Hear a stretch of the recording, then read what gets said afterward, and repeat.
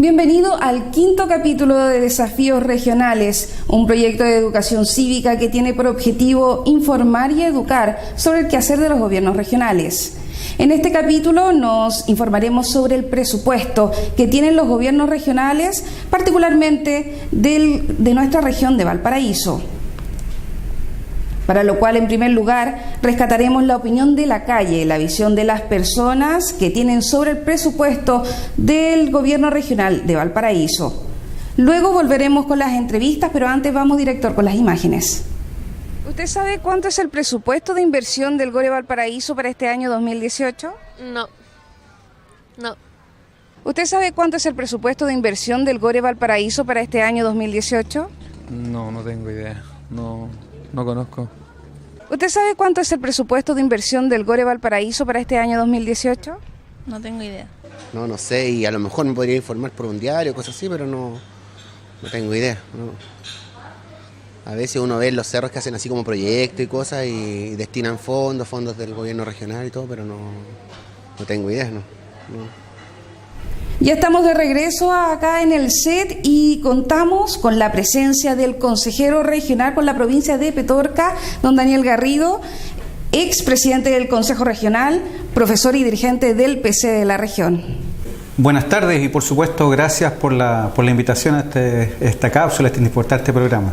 Está con nosotros también nuestro invitado permanente en el programa, el presidente del Centro de Estudios de la Región de Valparaíso, licenciado en Asuntos Públicos y académico y autor del Tratado de Derecho y Administración Regional, don Manuel Tobar Leiva. Muchas gracias por la invitación aquí permanente a este set y muy alegre de estar con mi amigo Daniel Garrido, que es consejero regional, con el cual yo fui también colega en un tiempo, digamos, cierto, importante. Muy bien, vamos a partir con las primeras preguntas, consejero.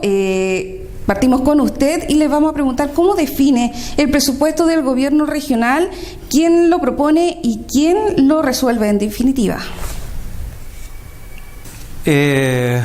Bueno, en torno a esta primera consulta, la verdad es que el presupuesto es una estimación de los ingresos y gastos de los gobiernos regionales y lo constituye anualmente la expresión financiera de los planes y programas, digamos, de esto.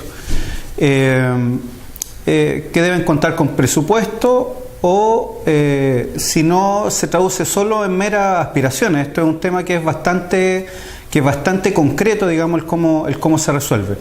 Y el presupuesto regional lo propone el Ejecutivo del Gobierno Regional. Todos entendemos que el Gobierno Regional está compuesto tanto por el Ejecutivo, en la figura hoy día del Intendente, esperamos que prontamente por los gobernadores regionales, y la otra parte es el Consejo Regional. En este caso lo propone el Ejecutivo, digamos, del Gobierno Regional, en una discusión obviamente en Santiago, digamos, y lo somete previamente sí a la consideración del gobierno regional. Yo me atrevería a decir, si se me permite, digamos, que ahí hay una parte, digamos, de esta construcción de presupuesto donde podría existir, si bien es correcto que lo haga el gobierno regional, pero podría existir una visión también un poco más participativa en torno al tema de las necesidades. Consejero, ¿cuál es el origen de los recursos y cómo ingresan al patrimonio del gobierno regional? Bueno, los recursos vienen desde el nivel central del Estado vía la ley de presupuesto de la Nación. El presidente de la República propone esto al Congreso Nacional, es algo que se discute todos los años y posteriormente, obviamente, esto es votado también en el Parlamento y incluye las partidas correspondientes también del Ministerio del Interior y específicamente la Subdere. Luego de esta aprobación, obviamente, la Subdere y la DIPRES, que es la Dirección de Presupuesto de Hacienda, lo transfiere a los gobiernos regionales respectivos. Don Manuel, ¿cuáles son los programas de ese presupuesto? Hay dos tipos de programas o componentes que tiene el presupuesto de la región, esto en todos los gobiernos regionales del país.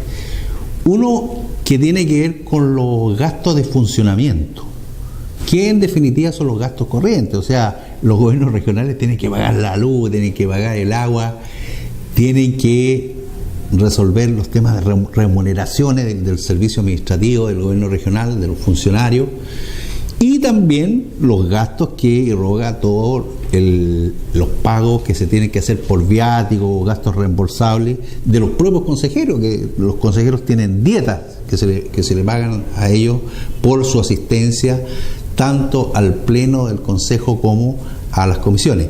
De manera que ese es un primer programa presupuestario, el programa de funcionamiento de los gobiernos regionales se llama. Ese programa tiene asignado algo así, en este presupuesto del 2018, algo así como 4.800 millones de pesos. Y el segundo programa, digamos el más importante, el que se llama la parte del león, es el programa de inversión real. Las inversiones son aproximadamente 71.000 millones, lo que dice el presupuesto de este año, y allí, digamos, fundamentalmente este programa obedece a la cartera de proyectos que tiene con recomendación técnica los gobiernos regionales. Consejero, ¿qué ingresos o fondos incluye el programa de inversión? La verdad es que el programa de inversión incluye esencialmente el FNDR, es decir, el Fondo Nacional de Desarrollo Regional. Como lo decíamos antes, son los recursos del Estado que van a las distintas regiones. Pero además incluye otros como el FAR, que es el Fondo de Apoyo Regional, o llamada también Ley Espejo del Transantiago, la Ley de Casino, de Patentes Mineras, Acuícola, etcétera, y que son distribuidas entre los distintos gobiernos regionales. Yo aquí hay dos cosas que es importante reflexionar, y Manuel tiene bastante conocimiento de esto. La primera es que cuando decimos la ley espejo del Transantiago, lo que estamos diciendo de alguna manera es que hay una negociación, que uno puede decir, sí, un avance, se tomó en cuenta la región, pero hay una negociación. O sea, no es que directamente vaya a las regiones, sino que en base a lo que se designa al sistema de transporte conocido como el Transantiago en la región metropolitana, llega a las regiones esto otro. Entonces ahí es importante hacer esa observación porque si bien se gana recursos, por decirlo así, porque se hace esa obra, el tema de la descentralización nos queda también un poquito pendiente. Y lo segundo, que si bien hay recursos en los fondos que acabamos de señalar, más allá del FNDR en lo formal, tenemos, por ejemplo, la ley que se aprobó el año 2005, que es la ley de bacheo, que lamentablemente es una ley que traspasa aspectos de arreglos, de pavimentación de calle a las regiones como una obligación, porque existe la necesidad, pero traspasa sin recursos. Claro. Es una ley que obliga a las regiones, pero no traspasa los recursos. Por ende, desde el mismo FNDR, es decir, desde el mismo monto que se tiene, además se tiene que resolver esta necesidad y no llegan recursos extras por parte del Estado. Y precisamente, bueno, y tomando esta respuesta, consejero, ¿cuánto es el presupuesto que tiene de inversión el GORE Valparaíso para este año 2018 y en qué lugar está en comparación a las otras regiones? Sí, la verdad es que este es un reclamo permanente por parte del Consejo Regional, en general del gobierno regional y de distintos actores y actrices, digamos, de la comunidad de nuestra región. Lo asignado para este año es de 71.000 millones, que es lo que ya habíamos dicho como FNDR. Lo que sí podemos decir, lamentablemente, es que somos la sexta región a nivel nacional en recibir esta cantidad de recursos, cuando la región metropolitana y la región del Biobío recibe sobre los 100.000 millones. Efectivamente nuestra región recibe mucho menos, y no solo eso, estamos por debajo de Antofagasta, de la Araucanía, de los lagos, aparte de la ya mencionada región metropolitana de Concepción. Entonces aquí hay un tema que es bastante complejo, que es una demanda. Nosotros hemos sentido a veces que los propios parlamentarios de nuestra región, parlamentarios y parlamentarias, no se la han jugado derechamente la ley de presupuesto. Hemos planteado la necesidad, cuando estaba también Manuel en el Consejo, de hacer, le llamábamos una especie de frente común, pero una coordinación común con actores regionales, con parlamentarios, con el gobierno regional, los consejeros y consejeras regionales, donde efectivamente exista una mayor exigencia al presupuesto de la región frente a las necesidades, por supuesto, que tiene esta región. Y esto no es en contra de otra región, es la necesidad que tenemos, digamos, como tal. El año 1993 éramos la tercera región en recibir presupuesto, y resulta que el polinomio, los cálculos que se hacen también suelen ser bastante, no sé si azarosos, pero bastante complejos de resolver, porque hemos tenido una región que ha sido afectada por grandes incendios, una región que ha sido afectada fuertemente por la sequía, una región que afectada en algunos casos y por las variables económicas bastante el tema del desempleo, entre otras necesidades que sin duda también las tiene otra. Una región además que tiene industrias productivas, y resulta que somos la sexta región en recibir el presupuesto. La verdad es que eso nosotros lo hemos criticado, hemos hecho este llamado público, Manuel se debe recordar, también ha sido parte de esto, donde esto debería ser una exigencia del conjunto de la región, por supuesto. Claro, hay que agregar ahí, Daniel, que también desde el punto de vista de la variable pobreza, nuestra región tiene los principales campamentos del país. Por supuesto. O sea, eso también es algo que uno no entiende por qué no cuenta en el polinomio. Y además, en el polinomio tiene una variable que es distancia entre el centro, digamos, y las regiones. Y es cierto que nosotros estamos al lado del centro del país, pero también es cierto que tenemos dos islas que no están al lado, digamos, de la región metropolitana, que están muy lejos, y lo que cuesta, digamos, cada proyecto de inversión en esas islas es realmente una cosa que es mucho mayor que las otras inversiones que se hacen en las mismas materias. Entonces, yo concuerdo que el polinomio que está establecido en un decreto de la Subdere es, digamos, bien raro que, digamos, cierto, cambie del tercer lugar al séptimo lugar. Ahora avanzamos un poco, porque el año pasado estábamos en el séptimo lugar, ahora estamos en el sexto. Pero bueno, vamos a tener que seguir bregando por una buena justicia en esta materia.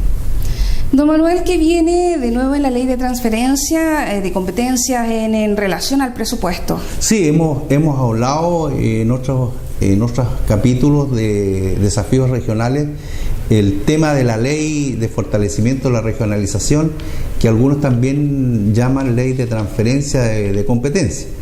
Pues bien, en esa ley, en relación al presupuesto, viene una nueva definición que se denomina marcos presupuestarios. El marco presupuestario en el presupuesto viene a ser, para que lo entendamos todos más o menos, ¿no es cierto?, en esta materia, una glosa, en donde uno establece, ¿no es cierto?, un ítem que describe para qué va a ser, cuál es la intención que tiene el Consejo Regional, el Gobierno Regional, para asignar el recurso, digamos, que se estima que se va a ingresar, digamos, que va a gastar en el Gobierno Regional. Es una orientación, ¿eh? Entonces uno puede decir, de los 71.000 millones, por ejemplo, vamos a gastar en todo el tema de fomento de las actividades productivas 30.000 millones, ¿eh? Y en el tema del ordenamiento territorial vamos a gastar otros 20.000 millones, y uno tendría, o sea, el gobierno regional tendría que describir la forma en cómo eso se va a traducir y cómo se va a ejecutar. Y en los temas presupuestarios se habla de transferencias condicionadas por el nivel central. ¿A qué se refiere esto? Bueno, el tema, digamos, también es bien interesante, porque son maneras de que el gobierno central interviene en las decisiones de los gobiernos regionales. Las transferencias condicionadas son aquellas en las cuales el Ejecutivo, vale decir, el gobierno central, y más específicamente la Subdere y la DIPRES, establecen condiciones o requisitos para que sea posible que los gobiernos regionales ejecuten una iniciativa de inversión. Requisitos que establecen por diversos medios. En el caso del FIC, por ejemplo, el Fondo de Innovación para la Competitividad, lo establecen en un reglamento, que el ex 277, que hoy día es un reglamento número 2. Si uno examina el reglamento, se encuentra que hay una serie de normas y de requisitos que se tienen que cumplir para que uno pueda acceder, digamos, a ese fondo. Y esos requisitos los coloca el nivel central, no los coloca el gobierno regional. El gobierno regional hace unas bases que también son importantes, pero las reglas matrices están en ese reglamento. Y así, digamos, uno puede, la puesta en valor del patrimonio, todas las provisiones que hay en el FNR que son manejadas de la Subdere tienen condiciones. Entonces, lo contrario de esas transferencias condicionadas son las transferencias de libre disposición, en donde se le transfiere al gobierno regional las platas del nivel central y el gobierno regional sabrá de mutuo propio, autónomamente, qué decidir sobre esa. Él es el que le coloca las reglas, el gobierno regional es el que coloca los requisitos para ejecutar esos dineros. Consejero, ¿qué puede significar para el gobierno regional que exista una ley de rentas regionales? Sí, la verdad es que antes de contestar su pregunta, a mí me gustaría unir esta respuesta con lo que plantea recién Manuel. Aquí hubo algo que es interesante mencionarlo y que es importante que la comunidad esté no solo informada, sino recordándolo. Aquí hubo una comisión que formó la presidenta Michelle Bachelet, la presidenta de la República, para el tema de la descentralización. Se entregó un documento que yo creo que es bastante interesante y avanza bastante en torno a temas de descentralización. Podemos tener matices, pero como discusión. Se hicieron encuentros regionales donde participaron desde las organizaciones más variadas, organizaciones sindicales como la Central Unitaria Trabajadora, de Cámara de Comercio, académicos, autoridades, representantes de la comunidad, no sé, electos, etcétera, etcétera. Y fue una visión bastante transversal. Muestra de eso, resultado de eso, es la próxima elección de los gobernadores regionales.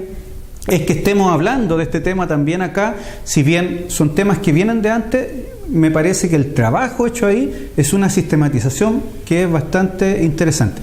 Yo creo que eso es bueno decirlo porque de alguna manera la comunidad, las autoridades locales, regionales y de los que estamos por la descentralización, efectivamente deberíamos recoger y que no quedara botado, digamos, ese documento, porque algunas cosas han ido avanzando y otras efectivamente van a quedar algunas piedras en el camino, como la que tú mencionabas recién, esto de que ya se empieza a decidir desde Santiago, entonces les damos esto, pero es como un poquito. Entonces, y a propósito de su pregunta, efectivamente que exista una ley de rentas regionales sería importante, porque podría establecer o tributos o impuestos que se transfieran a los gobiernos regionales. O sea, además del FNR, habría más recursos, efectivamente, para poder resolver las necesidades que tiene la comunidad, la necesidad en definitiva que tiene la región. Y por qué no decirlo, hacer a lo mejor algunas inversiones grandes o colaborar en inversiones importantes que ayuden a mejorar ya sea la conectividad de la región. Hoy día se ha hablado bastante del tren famoso Valparaíso a Santiago, pero también está el tren a Calera y el Aconcagua también demanda, digamos, la extensión de lo mismo. Hubo otras inversiones ya sea en salud o en el tema de campamento, bueno, etcétera.